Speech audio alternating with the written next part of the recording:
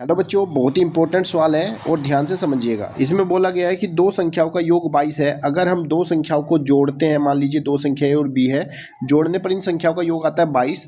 एक संख्या का 5 गुणा दूसरी संख्या के 6 गुणे के बराबर है। तो इसका मतलब ये हुआ कि एक संख्या का 5 गुणा दूसरी संख्या के 6 गुणे के बराबर है। इसका मीनिंग ये हुआ कि इन दोनों संख्या का जो अनुपात है वो अनुपात आपका 6:5 है। ठीक है, अब हम यहाँ से क्या करेंगे, मान लेंगे कि माना a बराबर आपका 6x हो गया और b बराबर आपका हो गया 5x।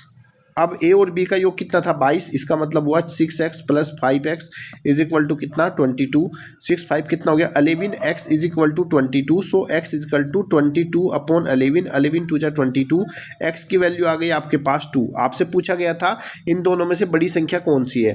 तो एक संख्या हमारी 6x थी, तो 6 दूनी कितना हो गया 12, एक संख्या हो गई 12। दूसरी संख्या थी 5x, 5 दूनी 10। तो हमसे पूछा गया बड़ी संख्या कौन सी है, तो बड़ी संख्या आपकी 12 हो जाएगी। ऑप्शन नंबर ए आपका राइट आंसर। तो बस आपको छोटी सी बात ध्यान रखनी है, अगर आपसे कहा जाए एक संख्या का इतने गुणा दूसरी संख्या के इतने गुणा के बराबर है, तो उसका मतलब ये है कि उन दोनों संख्याओं का जो रेशियो है, जो दूसरे के साथ गुणा है वो पहली संख्या का रेशियो हो जाएगा और जो पहली के साथ गुणा है वो दूसरी संख्या का रेशियो हो जाएगा। उम्मीद करता हूँ क्वेश्चन समझ में आया होगा। और क्वेश्चन में थोड़ा सा मॉडिफिकेशन पेपर में दे सकता है, यहाँ पे योग की जगह हो सकता है अंतर दे दे या फिर गुणनफल दे दे। इस तरीके से वो पेपर को में बदल सकता है।